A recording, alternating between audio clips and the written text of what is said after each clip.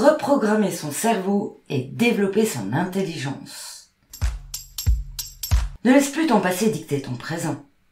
Dans cette vidéo, tu trouveras comment réinitialiser ton cerveau et libérer ton potentiel pour une vie plus heureuse et devenir la meilleure version de toi-même. Découvre comment reprogrammer ton cerveau et développer ton intelligence avec le super pouvoir du mental pour réaliser des changements positifs. Dans ce podcast, tu trouveras une méthode qui a fait ses preuves à raison de 5 minutes de pratique par jour. C'est pas rien. Au cours de ce 41e podcast saison 2, consacré au hacking de ton mental, tu auras en premier les effets de l'éveil avec l'histoire de la belle verte et le prisme. En deuxième, comment développer ton mental et ton intelligence. Sans cela, tu risques de rester à ruminer parfois. Et en troisième, la méthode pour changer la radio de ton cerveau. Écoute jusqu'au bout. Tu auras en bonus la donnée qui change la croyance pour te propulser vers ton talent, le défi qui te fait faire un saut quantique et la question magique. On va parler de qu'est-ce que l'éveil de conscience et comment déjouer les pièges du passé, rester dans ton subconscient. L'idée est de te donner des pistes pour devenir la meilleure version de toi en écoutant ton cœur. Comme j'aime à le dire, on aura dû apprendre cela à l'école. Ce podcast, il se découpe en plusieurs parties que tu découvriras au fur et à mesure. L'observation de nos pensées est une étape absolument fondamentale car ce sont elles qui provoquent nos émotions et guident nos comportements. Et surtout, la méthode pour retrouver ton plein pouvoir personnel. Et on démarre juste après ça. Bonne écoute! Salut chers passionnés! Bienvenue sur la chaîne Maximise ton potentiel. Le meilleur endroit pour apprendre à te connaître et à piloter ta vie à ton cap idéal. Si tu es nouveau ici et que ça te plaît, songe à t'abonner. Tu auras des nouvelles astuces qui ont fait leurs preuves chaque semaine. Je t'invite à devenir ton propre chercheur d'or dans cette série. Comment apprendre à se connaître et à être dans sa légende personnelle. Tu trouveras plusieurs méthodes à chaque podcast, avec une étape pour te réaliser et t'épanouir en découvrant tes potentiels cachés. Sans savoir où tu vas, il est difficile d'être dans une direction claire et tu risques de t'éparpiller sur des projets qui te dévient de ta destinée. Et on attaque tout de suite avec ce fameux verre à moitié vide ou à moitié plein. Le cerveau, il nous offre une multitude de fonctionnalités et il a besoin d'être entraîné. Si on ne l'utilise pas, nous pourrons faire face à des pertes de mémoire. Dans ce cas, il sera bon de l'exercer. C'est comme avant, on se rappelait souvent des numéros de téléphone. Aujourd'hui, on a des carnets de contacts digital. On les mémorise plus. On entraîne beaucoup moins notre mémoire. On peut être par exemple en difficulté de concentration et ainsi l'entraîner à travers des exercices ludiques produit des effets épatants. On y retrouve aussi la résilience émotionnelle. Le fait de développer sa capacité à faire face aux défis, la développer avec le mental, permet de sortir du stress de la vie, de la souffrance, de l'anxiété, voire de la dépression. Pas la pression qu'on boit, la dépression. Tu trouveras en description le lien sur le podcast à ce sujet. La résilience. Nous avons aussi la diminution de la créativité, qui est essentielle pour résoudre les problèmes, trouver des solutions innovantes et voir les situations sous un angle différent. Quand on est en baisse d'estime de soi, il est possible que l'on se challenge pas assez ou peu mentalement. On aura alors la sensation de se sentir inutile, voire impuissant. Voilà pourquoi il est important d'exercer avec régularité son cerveau et de l'utiliser de manière stimulante. Et c'est ce qu'on va voir tout de suite. Parfois, suite à un événement troublant, nous commençons à ouvrir les portes de la conscience, ce qu'on peut appeler un certain éveil ou réveil. À mon sens, nous avons durant la vie plusieurs phases d'éveil ou de réveil. Il se peut que tu te dises à ces moments-là, il y a quand même autre chose dans la vie. On est venu pour faire autre chose ici. Ce moment, il est souvent inconfortable, car il nous déstabilise et nous propulse dans une crise que l'on pourrait appeler la guérison à long terme. Il peut arriver que notre situation paraisse s'aggraver avant de s'améliorer. Ce phénomène semble faire partie intégrante du processus de changement, vers un mieux plus tard. Quand la douleur est trop intense, nous nous réveillons alors de notre sommeil, qui nous gardait dans une certaine zone de confort, et nous sortons alors de nos illusions et changeons de centre d'attention. Et c'est là qu'une prise de conscience peut se révéler à nous, où nous remarquons que la douleur ne provient pas de l'extérieur en fin de compte. Elle émane bien de notre propre mental, de nos suppositions, de nos croyances et de nos interprétations.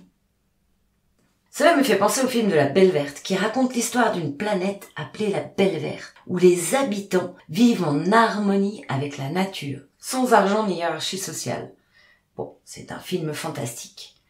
Quand Mila, l'actrice principale, descend sur Terre, confrontée à l'écart d'évolution avec les humains, elle réinitialise certains habitants en leur effaçant leur mémoire et en leur faisant revenir à leur état d'innocence originelle. Et alors, ces personnes s'émerveillent par le monde qui les entoure. Ils vivent ainsi un changement de pensée radical, comme un réveil après avoir été endormis profondément dans de vieilles habitudes. Ils embrassent alors une nouvelle vision du monde.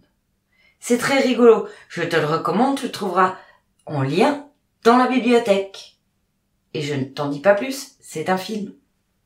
Dès que nous prenons conscience que nous sommes nos propres acteurs de la plupart de nos propres mots, MAUX, nous développons la volonté de développer notre pouvoir, de mettre fin à notre enfermement. Ça fait partie de l'éveil, ce moment désagréable avant le mieux-être. Et l'enfermement alors, dans le langage des oiseaux, l'enfer me ment. Et oui, l'enfer qui me ment. Quand on est dans l'enfer, c'est qu'on n'est pas bien.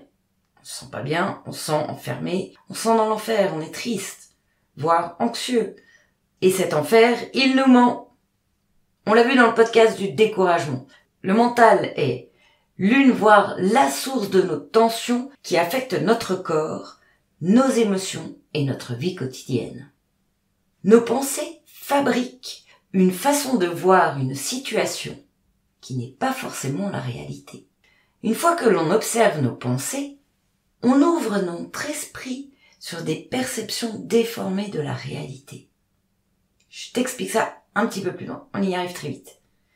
Nous réalisons alors que le mental lui-même est le fauteur de troubles, ou le magicien qui forge nos illusions cachées au fond de notre subconscient. Un vrai magicien, ce mental. Il nous fait miroiter monts et merveilles, et d'un coup, il peut nous plonger dans nos plus sombres abysses aussi. Dans ce cas, autant qu'il soit notre propre guide. Es-tu pas d'accord ? Notre conseiller, digne de confiance, et c'est ce que l'on explore ici. L'humain, nous percevons le monde à travers des filtres de nos pensées, qui interprètent souvent mal les événements. Nos pensées, souvent, interprètent mal les événements. Ce qui nous rend la vie bien plus difficile que nécessaire. Alors, si tu as envie de développer ton mental, pour gagner en intelligence et tendre vers ta légende personnelle, tu vas trouver ici une méthode pour hacker ton cerveau et faire grandir ton pouvoir en déprogrammant ton esprit subconscient des vieilles mémoires bloquantes et en le programmant vers ce que tu souhaites. Intéressant ? L'idée ici est de fixer ton attention sur ce qui est bon pour toi avec profondeur et puissance. L'on peut le comparer à un prisme. J'ai ici une lentille. Je vois une perception différente à travers cette lentille que la réalité. Oui, parce qu'en plus, c'est l'œil de poisson. Vous savez, le truc qui tourne. Donc là, c'est différent. Ça me change la réalité. Eh bien, notre mental, il fait pareil. Donc ce prisme, c'est un objet transparent qui est en verre, en cristal, en forme solide géométrique qui peut être utilisé pour créer des effets optiques comme l'appareil photo, le télescope ou un microscope. Il permet de diviser la lumière en différentes couleurs, voire formes, changer la forme.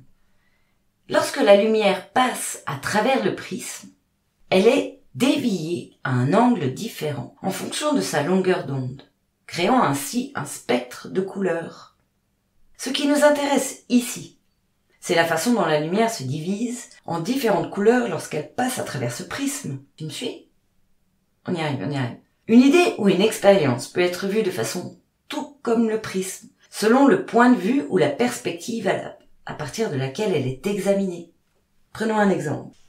Une idée ou une expérience peut être vue de différentes façons, tout comme le prisme, selon le point de vue ou la perspective à partir de laquelle elle est examinée.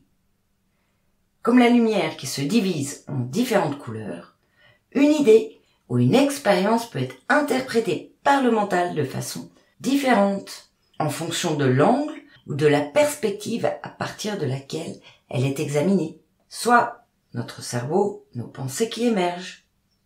La métaphore du prisme est donc utilisée pour souligner l'importance de considérer différents points de vue pour obtenir une compréhension complète d'un objet. C'est un point de vue. Donc, l'effet du mental. Notre mental nous coupe de perceptions claires, simples et directes de la réalité tangible.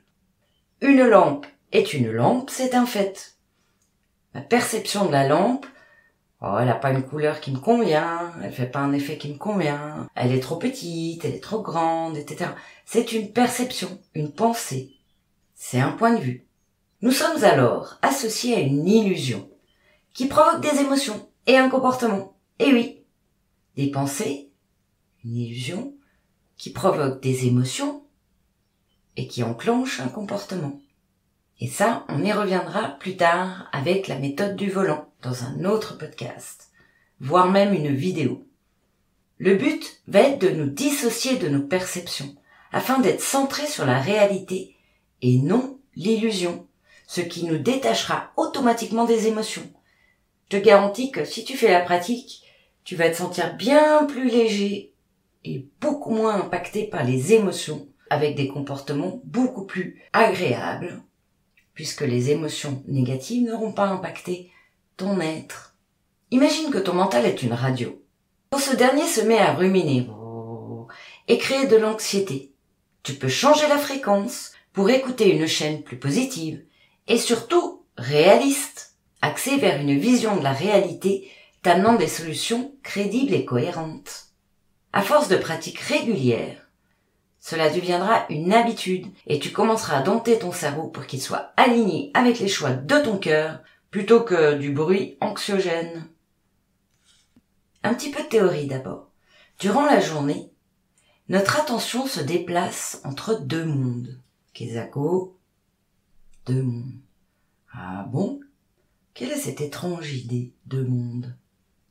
Eh bien, nous pouvons définir un monde avec tout ce qui est tangible, objectif, pragmatique.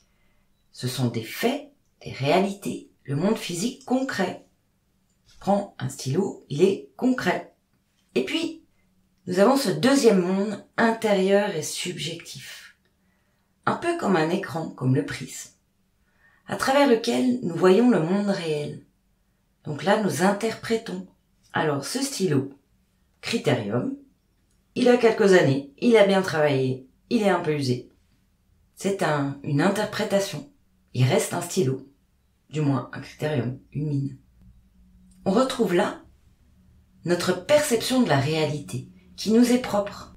Derrière cet écran, l'écran de nos pensées, de nos perceptions, se trouvent nos valeurs, ce que l'on aime, nos croyances limitantes, ce qui nous freine, et nos croyances propulsantes, ce qui nous motive. Ce sont nos perceptions et nos pensées. En somme, c'est une interprétation personnelle, c'est notre propre signification de ce qui se passe dans la réalité. Et c'est générateur d'émotions et de pensées. Apprendre à observer ces pensées et à les transformer en force nous permet d'expérimenter à reconnaître qu'une douleur émotionnelle, une souffrance psychologique, dépend rarement de l'événement lui-même, mais plutôt de la réaction mentale à cet événement. En fin de compte, le stress se manifeste quand le mental résiste à ce qui se passe dans la réalité. Dans ces moments de désarroi, il est bon de résumer la situation aux faits réels, avec le plus de simplicité possible. Qu'est-ce qui se passe concrètement? On peut résumer les faits avec qu'est-ce qui se passe concrètement. Ce moment d'introspection, il est primordial pour apprendre à comprendre le fonctionnement de son cerveau. C'est le début du hacking de son mental, pour le transmuter à être à son propre service et non le contraire. Ça demande un petit peu de pratique. En étant témoin de l'observation de ses pensées, de nos propres pensées, nous commençons notre chemin vers la reprise de notre plein pouvoir, au lieu de croire et de nous identifier à des perceptions qui nous sont négatives comme le stress et qui nous freinent. Lorsque tu extrais le deuxième monde, la partie subjective de la réalité, le premier monde reste et les associations, les interprétations, les croyances s'évaporent. Et là, ça te libère des émotions et en plus tu gagnes en leadership. Donc, l'idée est d'extraire dans ces moments-là la partie subjective, le deuxième monde, tu te rappelles? Et de garder que le premier monde, tout ce qui est concret, réaliste. Les émotions vont être différentes et notre comportement plus adapté. Cette démarche introspective, en l'entraînant, se développe de plus en plus. Séparer les perceptions, le deuxième monde, du premier monde, la réalité.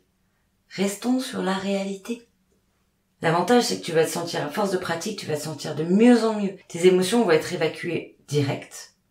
Et ce qui se produit automatiquement, c'est la libération des émotions. Cette démarche introspective du séparer le deuxième monde du premier monde, le subjectif de la réalité, en l'entraînant, va se développer de plus en plus, ça va devenir un automatisme, d'où les 5 minutes d'exercice par jour.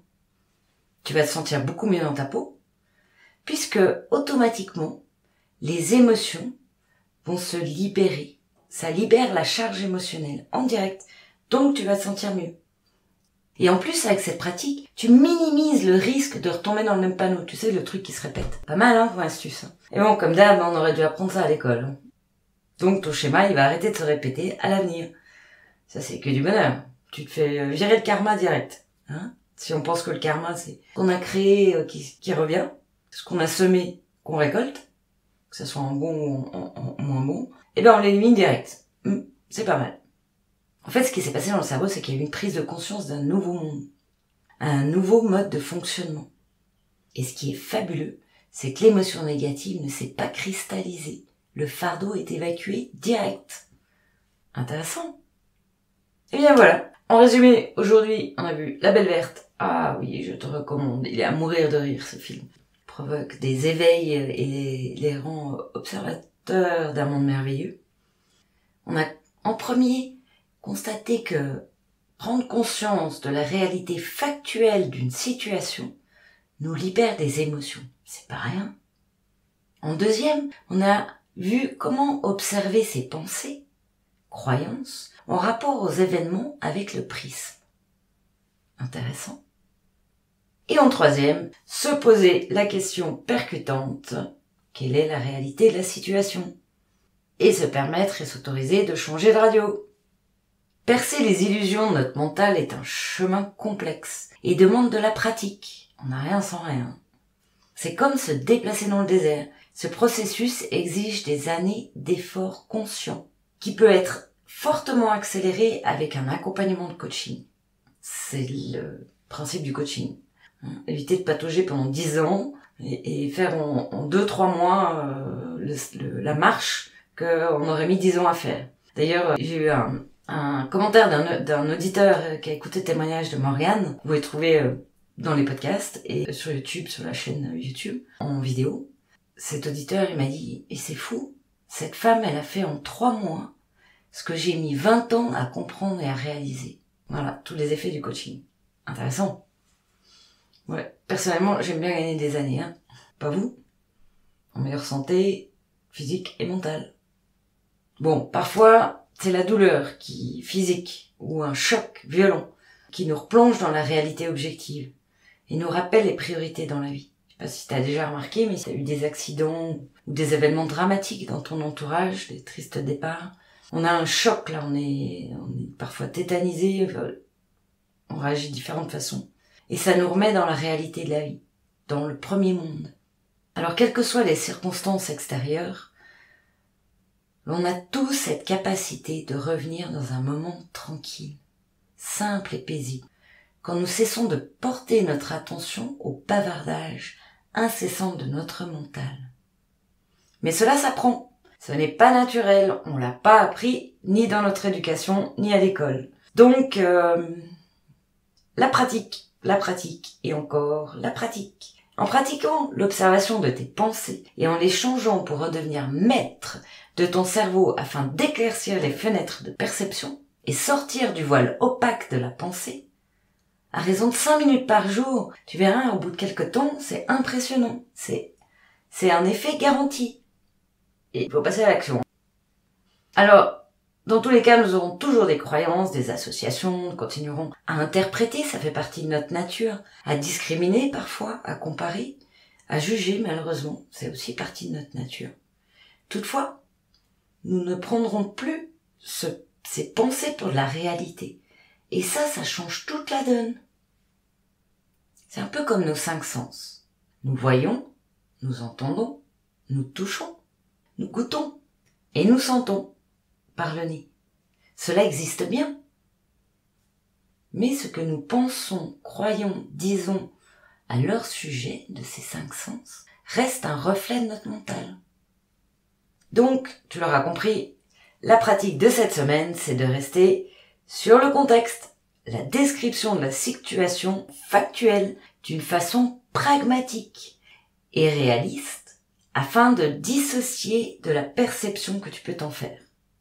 Premier monde, deuxième monde. Le premier, c'est du concret. Le deuxième, c'est des perceptions. C'est un premier pas que tu verras est épatant et très efficace. Tu le pratiques sur un sujet, une fois par jour, changement est radical. La question magique, dans ces moments-là, quand tu fais la pratique, tu peux te poser la question. Qu'est-ce que j'ai à l'esprit en ce moment? Et la deuxième question, qu'ai-je dans le cœur à cet instant?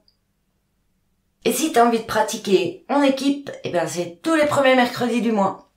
C'est avec plaisir, dans l'humour, la bienveillance et l'harmonie, que nous faisons une pratique le premier mercredi du mois. Sans pratique, c'est pas possible. On peut lire tous les plus beaux bouquins du monde. Si on n'applique pas, on n'applique pas. Il n'y a pas d'effet. Voilà. Alors, si ça t'a plu, je te propose de liker, de t'abonner. Et puis, oui, il y a un guide que tu peux télécharger pour t'aider à trouver ton pourquoi. Il est dans la description. Et c'est gratuit, bien sûr. Alors, à tout de suite. Dans un jour, dans une semaine, dans un mois. Pour la nouvelle spéciale, qui sort chaque lundi matin. C'est quand tu veux, c'est en ligne. Merci pour ton écoute. Et surtout, rappelle-toi, là où tu regardes, tu vas. À bientôt sur la chaîne Maximise ton potentiel. Et bonne pratique!